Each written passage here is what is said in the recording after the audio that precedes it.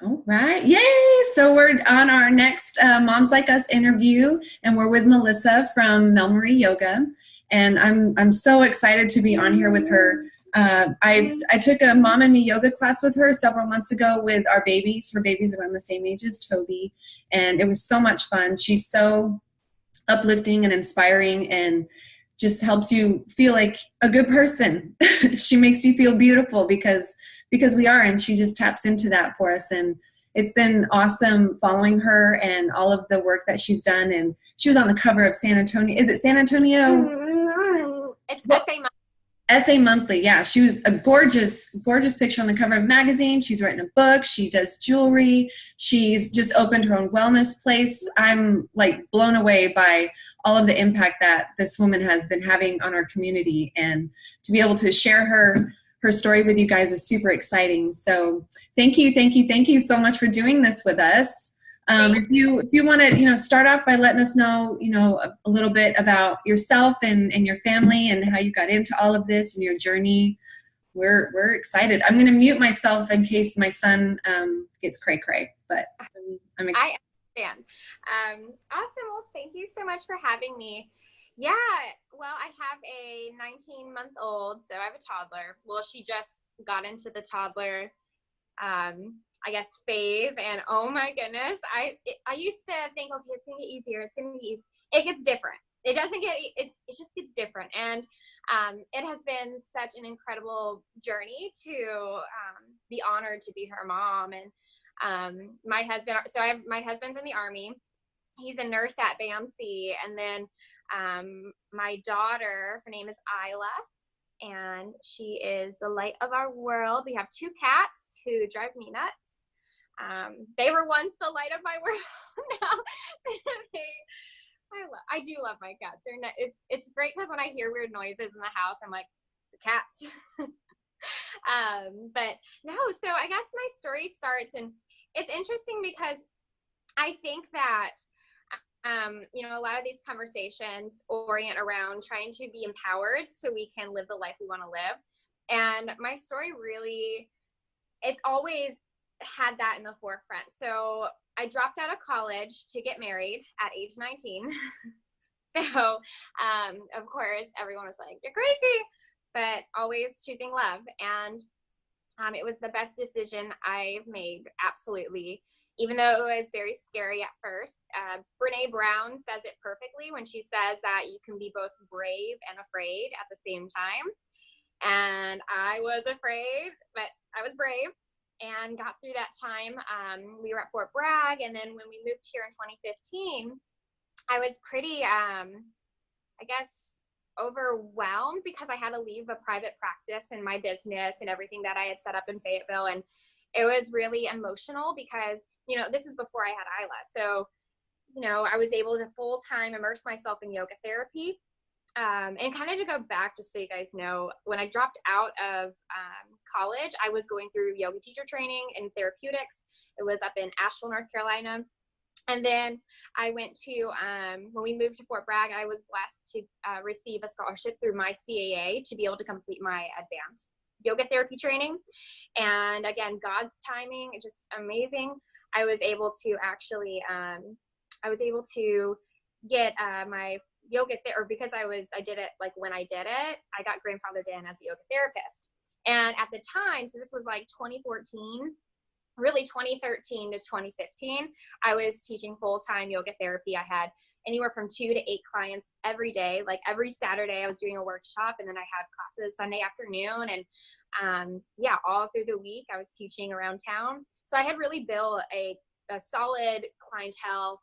I was like, in 2014, I was one of the top 40 people under the age of 40 in Fayetteville, North Carolina. So that was an honor. Actually, so in 2014, I was 21, and the youngest you were allowed to be for 40 under 40 was 23, but they changed it. So I could be the youngest 40 under 40, which is really, really cool. So I really felt like I had gotten to my groove when we were in Fayetteville. And then when we moved here in 2015 in San Antonio, it was like, oh, okay, I'm not going to build a private practice. I'm just going to we're going to be here temporarily. And I was still kind of attached to what was happening in North Carolina because obviously I built a life there. And I ended up starting teaching teacher trainings in 2016 up in Fort Bragg, and then at Fort Campbell in Tennessee, just through connections I had prior. And then I realized I was really like kind of holding myself back. I think sometimes because my age and things like that at the time, I would use that as an excuse of why I couldn't do things on my own. Which I've learned to no longer wait for permission from someone else. That's been a huge thing, is if I want to go for it, go for it. I don't need the validation or the okay that I'm good enough from someone else to do it. So anyways, that was a hard, I guess, like challenge to overcome. So I know as I say that, I made it sound really easy, and no, but it just takes one breath at a time, and to know that you are good enough, you are wise enough, and maybe things not working out the way you expected them. So learning things too as you go. But anyways, well, I found out I was pregnant in 2015, and at the time my book was like getting ready to come out, or I was finishing my book. So I'm the author or co-author of The Innate Design, which is, and I have it right here. So The Innate Design, Kyle Hodeback and he is a Army medical physician, and we teamed up to write a book about integrating the chakra modality into healthcare. And let me just tell you real quick, I know that chakras can come off as like ooh, these like vibrating colors of something, and that's not necessarily what they are. It's really the neuroendocrine system, and it's gap junction cell communication, and basically it affects the way we feel, the way we the system of our body works. So it affects a lot. But anyways, and Kyle and I, he was coming to a few of my yoga classes. I knew him through my husband worked with him on a medical team. So that's how I met him. And from there, we're like, what if we wrote a book? Okay, let's write a book. And there we are. We wrote a book.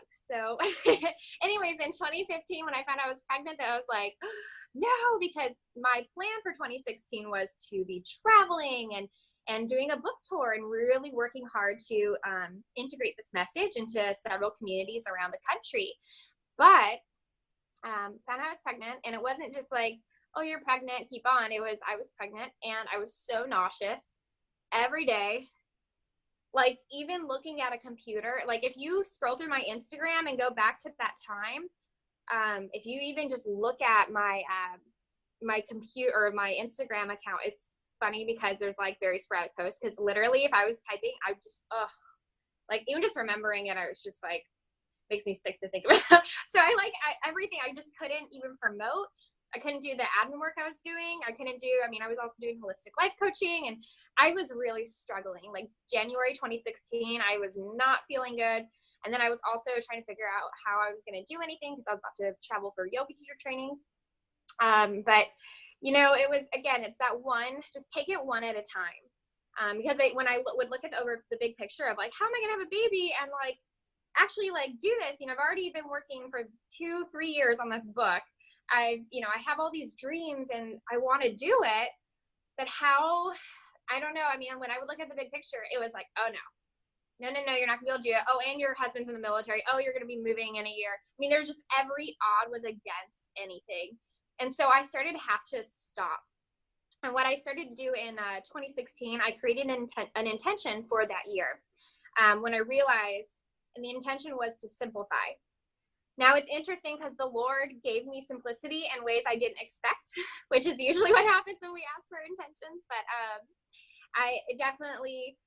what I was hoping was that I can really be present and cherish and savor every moment of pregnancy, all the sweet time after, and that just being present with like the simple things of what I love, like that would be good enough in my life. And so simplify was the intention that I really grounded into. And then of course, as time went on, had Isla in August. And it was really cute. I kind of joke, I'm actually a mother of twins because so when I was in labor with Isla, my publisher contacted me and was like, hey, just so you know, we launched the book on Amazon. And I was like, okay, wait, so the book is launched. And they're like, yeah, we launched it. Everything's out there. Now the next steps. And I'm like, I'm in labor. Like, I can't deal with the book stuff right now. So I was just kind of like, I was like texting family and like made a post about it. Like, all right, about to go to the hospital. And yeah, so my book came out the day before Isla was actually born. And then I gotta say, my birth story is, to keep it kind of simple for this interview, it was so sacred and amazing. Hiring a doula was the best decision I've ever made. Like, in terms of like pregnancy, the best. Every woman needs a doula. Every daughter needs a doula. Everybody needs a doula.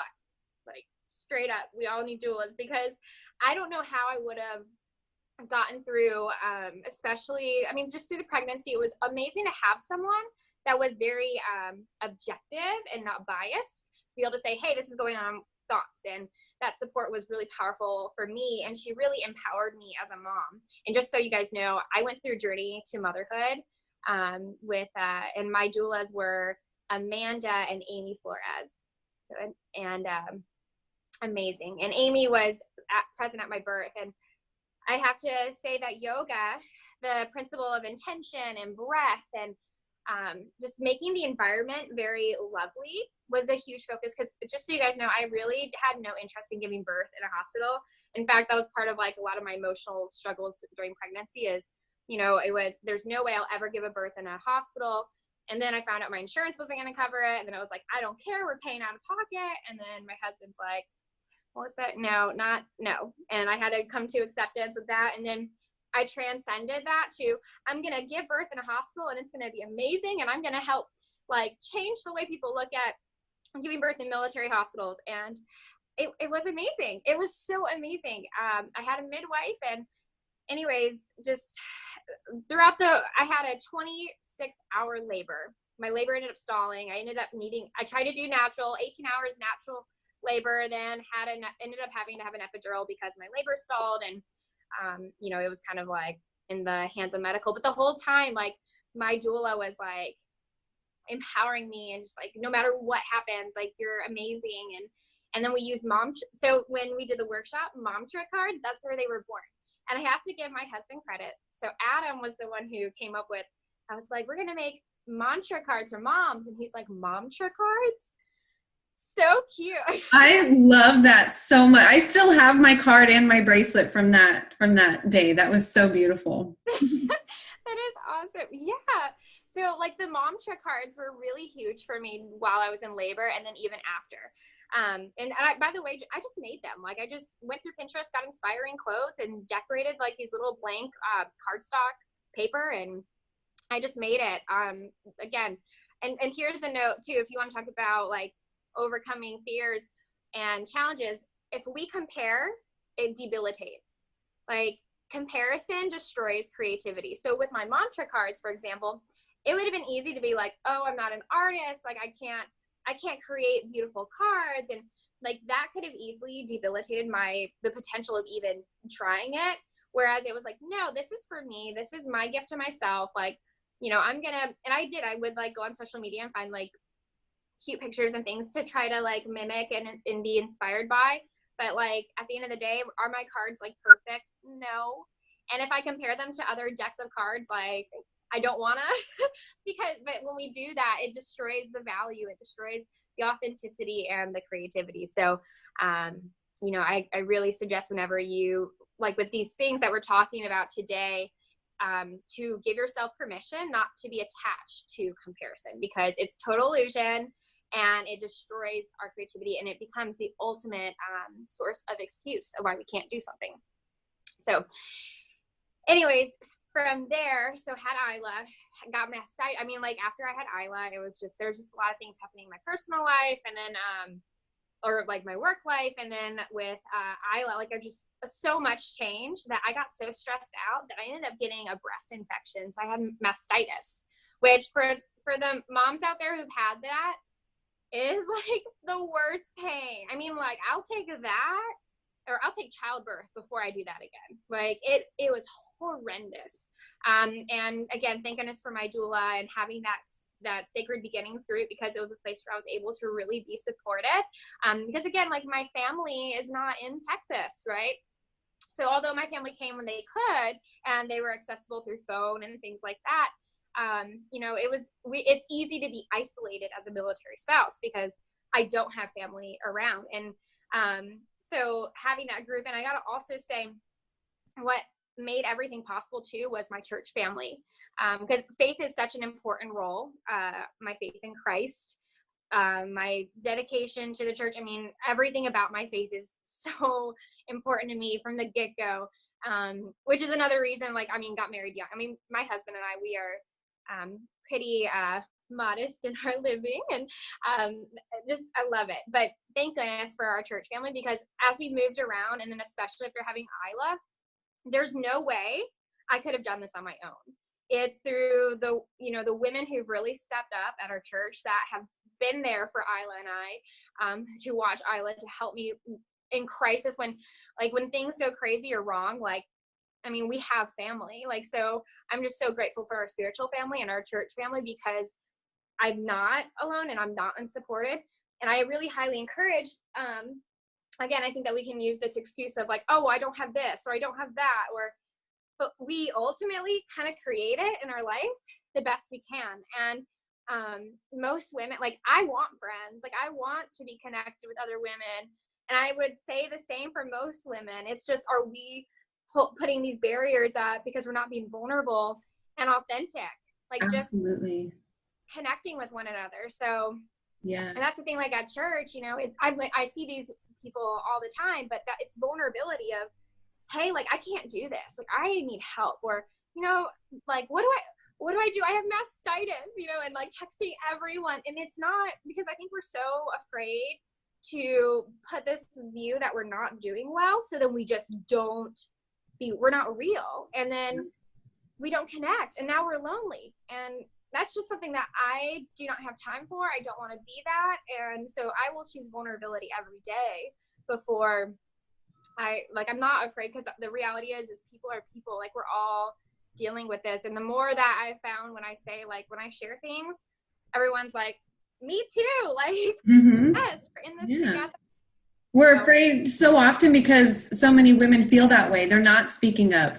So then that kind of perpetuates the idea that everybody else has their shit together, when in reality, we're all dealing with the same stuff. And if we just open up, then this whole world of support and growth comes around.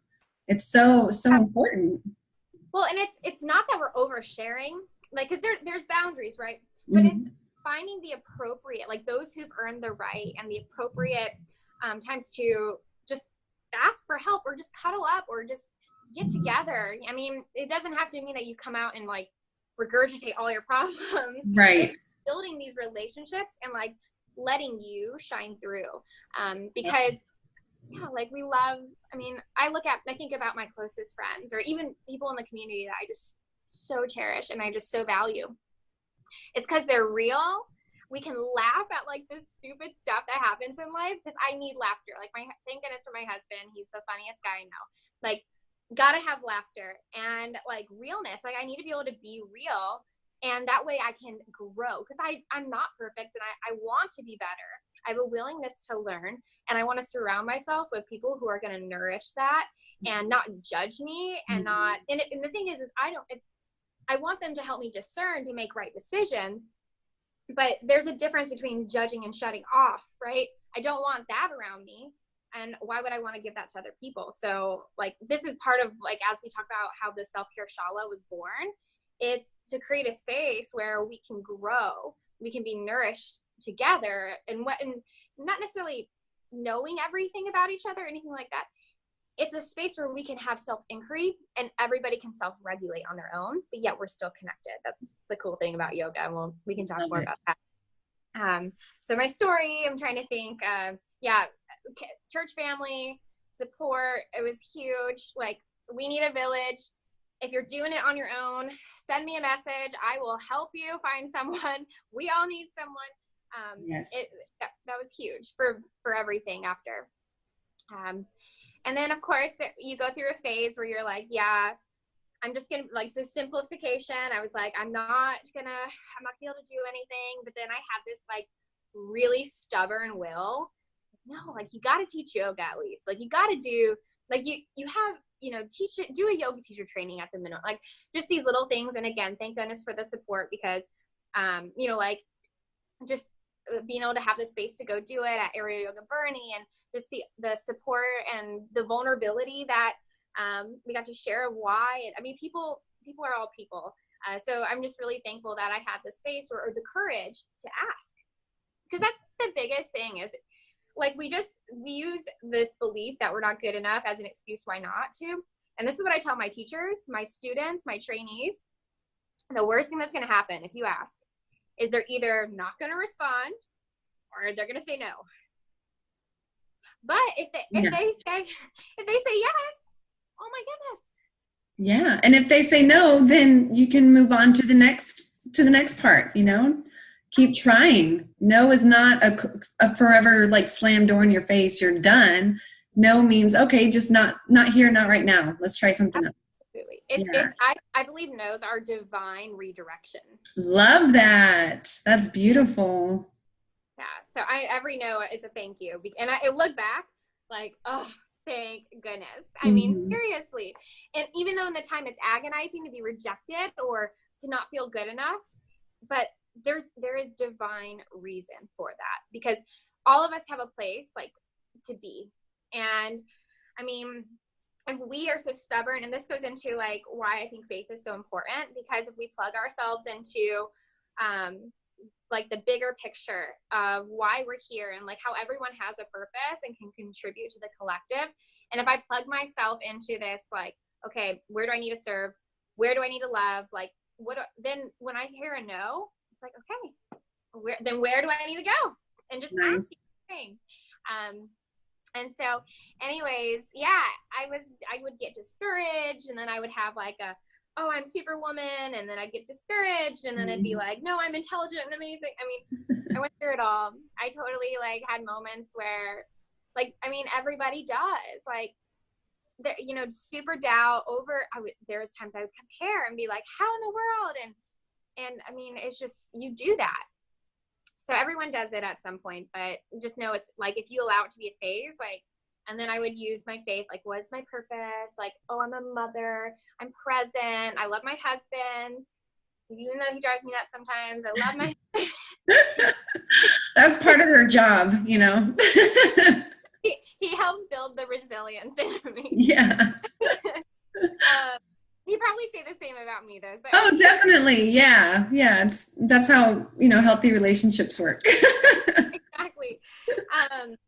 So yeah, but then finally last year, I mean, leaned in and led my very own independent first yoga teacher training last year, and it was amazing, and just things evolved into the next, and from a partnership with Hugo Juicery, and then now I'm in my own space. But the bottom line has been like, I love teaching. I love doing yoga. I love self-care. And it's funny because over last year, like my trainees, or especially like my 300-hour group, which just so you guys know, so to become a yoga teacher, you have to do your 200-hour yoga teacher training. We offer therapeutic yoga teacher trainings, both private, and we have one coming up in 2 weeks. So sign up.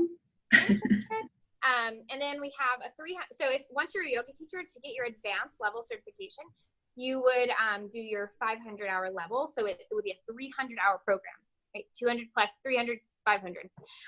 So you do your 300-hour, and then that way you're an RYT 500, and it's like, I mean, I wouldn't say in academic world, it could be like community college to like bachelor's maybe, but I think all RYT 200, RYT 500, whatever you are, it's great, but to get a deeper knowing. So the 300-hour group is already a group of yoga teachers training to get a deeper or a higher certification. And last year it was funny because we were talking, I mean, we would have a lot of, like, in these programs, it's literally like we're just sitting in a circle and having deep, thoughtful conversations about the application of yoga for, I laughed like how to save the world, but it's true. Healthcare, I mean, self-care, just application of lifestyle choice and just taking care of the systems of the body. amazing. But as we were going on, I realized what my superpower was. And I was always challenged because I would be like, oh, like I'm really flowery. I love poetry. I love like sweet things and motherhood. I would have these segments of things I knew about myself that I loved. And then someone said that self-care was my superpower, and it like blew me out of the room. I was like, What? and after that, it was like, okay. So this is when we were still in Hikojuicery. It's like, okay, self-care. So it's not just yoga, because I don't just do yoga. Like we do meditation, mindfulness, as I said, holistic life coaching. I do chakra consulting, a little bit of Ayurvedic stuff. And just like, I love doing community events that empower people. So it's not just the yoga practice that we do, and like Bible studies. I mean, all these things that are really important to our wellness that I'm involved in. And so when it was at the time, it was like, okay, I want to do more. Like, let me just be me rather than just trying to be this, like, because I mean, I like had my private practice, but rather than just being like a yoga studio, like I wanted to be me, and I didn't know where I fit or where I belonged, because it's like, well, are there self-care studios? I mean, there's like wellness, and then you have yoga and Pilates. I mean, there's like, you know, the estheticians, there's these different segments, but what about like where when you go to therapy and the counselor says, or your therapist says, oh, you should like learn how to do meditation or mindfulness because it's good for you, or journaling because it's good for you. And then you walk out and you're like, but really, where do I learn to do that? Right. Okay, I'll go to Barnes and Nobles and pick a pretty journal, and then I feel awkward writing. Mm-hmm. Right? I want to create a place where people can go to be creative, to be inspired, and to be nourished and reduce their stress. And the thing is, when we are inspired and we're nourished, our stress, it reduces the allostatic load. So when the transition was happening, where it was like we were outgrowing, and Hugo is doing amazing, and we're still, I love Hugo Juicery. We're still doing, collaborations here and there and stuff, but we're both like kind of just like, okay, what's next? So a space opened up in the same shopping center, and it just happened. And as we were opening, it was like, okay, well, what is my vision with this space? Because I mean, I only have so many days out of the week I can teach. Mom first. Like I'm with my baby, other than, you know, when she's in her toddler school, which was also I was scared to do that. So thankful I put her in. Like, it's the cutest thing. She has her friends. Oh, Aww. it's Valentine's Day. And real quick, I'll tell you a funny story. I'm a new mom. Okay. So I'm learning as we go. It's Valentine's, and you got to create your little Valentine boxes for them to do their pass out Valentine things. So I like get a shoe box, and I like spend all this time decorating and like making it as like pretty as I could think of.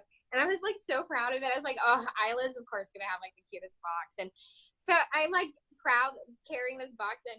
And all of a sudden, like people are walking in with these like castles and unicorns, like these like amazing boxes. And I am just like, there's no way they made that. And I find out you can actually buy Valentine's boxes that are gorgeous at like Target. Oh, that's funny. So next year. Anyways, so like I'm a mom first. So when we have this extra space and time here at the studio, I wanted to figure out a way that I can use it effectively, and also, you know, to serve God, make God known for self-care. And so I had my studio director and I were kind of putting curtains up and doing things in here. And I said, this is totally like a self-care shala. And like we both were just like, so this is the self-care shala. And it's confusing because it is MelMarie yoga, but MelMarie yoga means nothing to everybody. Like, what does that even mean? Or MelMarie, right? Like that's just a name. But self-care shala is really what we're doing here. It's all things self-care. So yeah, we just opened in January, and we have a self-care menu, and like amazing things from like mindfulness packages to, of course, like a self-care starter kit, private sessions, even a collaboration with Raven Red, who she's a photographer in San Antonio.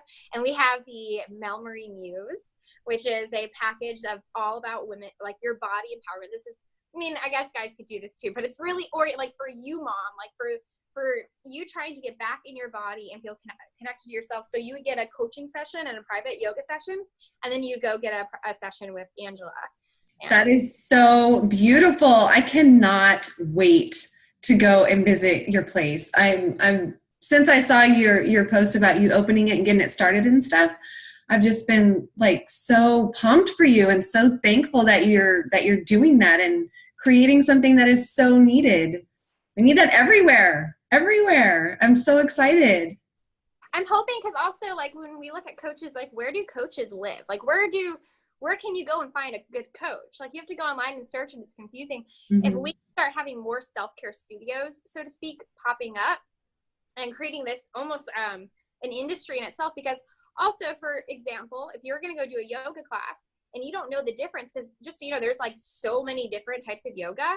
So if you just go to a random class and you don't know anything about it, you could be walking into a chair yoga class, a Bikram yoga class, vinyasa, like a flow, a strong, like you don't, it's not clear. If you're going to find like rehabilitation, health maintenance, self-care, stress reduction, there really needs to be a way that we're able to distinguish that to the general population.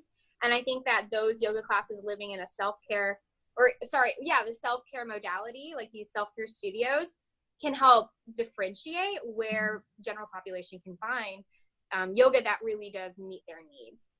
That's awesome. Of course, fitness and stuff is really important too, but you know, some people who just don't have the range of motion, or they have a chronic illness, and those alone like are often going to be barriers why people feel like they can't take care of themselves, or they get discouraged because they have an autoimmune, or it's life after cancer, or just whatever, you know. But we can all, like, our bodies are so profoundly wise and miraculous that we can heal despite wherever we've been. And it might not be like, you know, it's not that you regrow a leg, right? It's our mind, it's our perspective.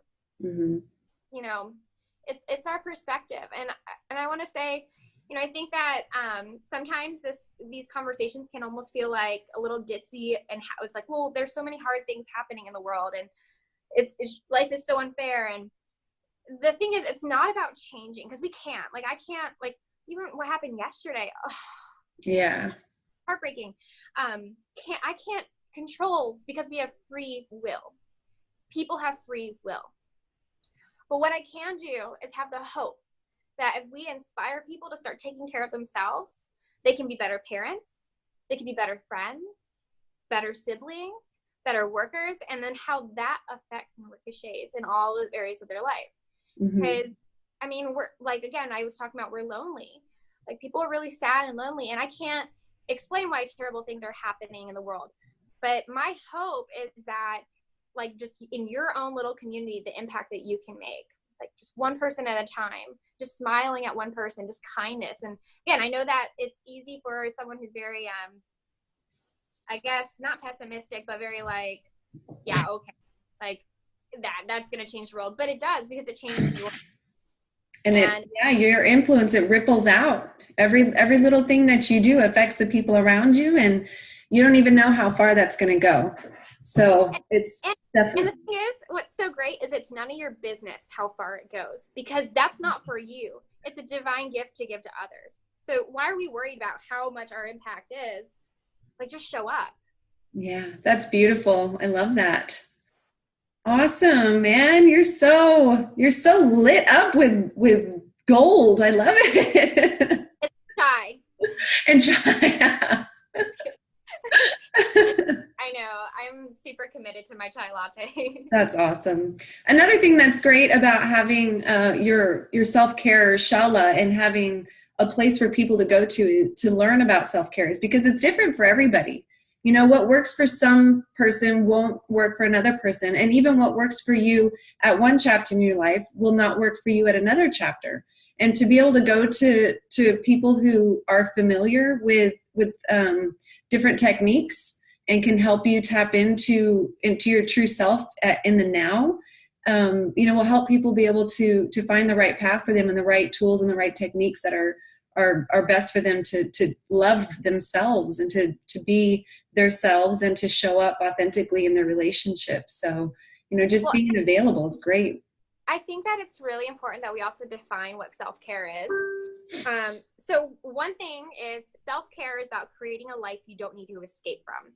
So self-care doesn't necessarily mean that you take that bubble bath or you like buy yourself flowers. Like that's a little part of it, but it's like, go pay your bills on time. Fill up the gas tank now. Take a shower now. Like these things that we're like, oh, I just don't want to do. But if I just get it done, then I have more space and more breath and more freedom to do the things I love to do.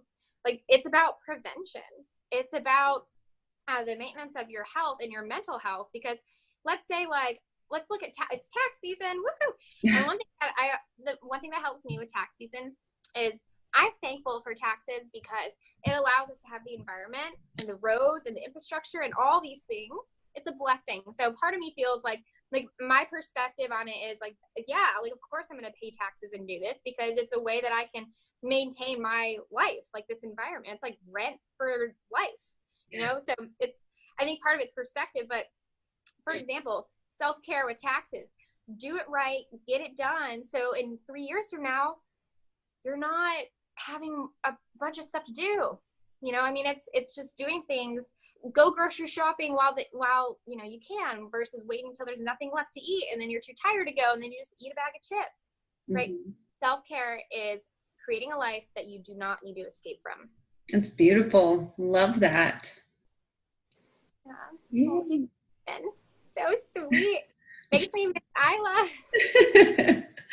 He was pitching a fit for a split second. And I'm like, all right, dude, time to go to sleep. And then he gave right into it. But I think he had beautiful bedtime stories here, listening to some good words. I'm so excited. So you've got some courses coming up at your place, and you've got your book that's available on Amazon. You know, we're going to have to spread the word about your classes and stuff so that people can take a look at that. Even just to get an idea of what kind of your self-care menu, is that what you said? Yeah, so we kind of do it a little different. We have our group class schedule, which is, it's all give what you can. So it's by donation. We suggest $15, but it's give what you can.